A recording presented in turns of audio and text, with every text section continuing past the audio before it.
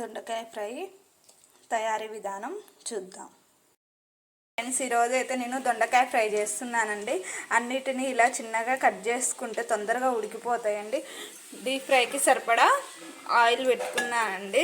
1 spoon జీలకర్ర, 1 ఎండుమిర్చి వేసుకున్నానండి. 1 మీడియం సైజు ఉల్లిగడ్డ కట్ చేసి పెట్టుకున్న, 2 రెమ్మల కరివేపాకు,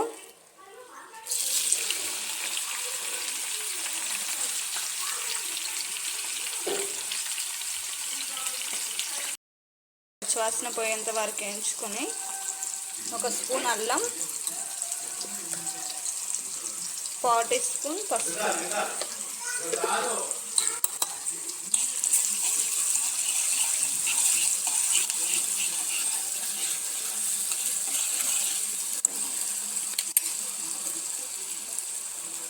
ఇప్పుడు కట్ చేసి పెట్టుకున్న దొండకాయలు ఇందులోకి తాలింపులోకి ట్రాన్స్ఫర్ చేసి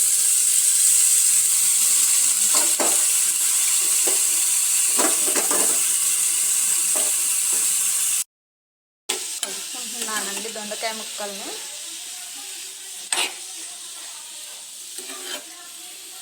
ఒక 5 మినిట్స్ ఉడికించుకుందాం.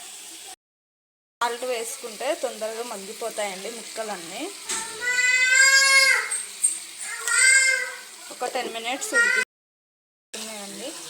ఇంకొక 5 మినిట్స్ ఫ్రై చేద్దాం. చూసారు కూడా కారం వేస్తున్నానండి. ఇంకో 2 మినిట్స్ ఉడికించుకుందాం.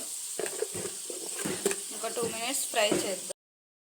దొండకాయ ఫ్రై అయిపోయిందండి. ఇప్పుడు వేరే గిన్నెలోకి సర్వ్ చేసుకుందాం. దొండకాయ ఫ్రై అయిపోయిందండి. లైక్ చేయండి, షేర్ చేయండి, సబ్స్క్రైబ్ చేయండి. Thank you for watching. Bye.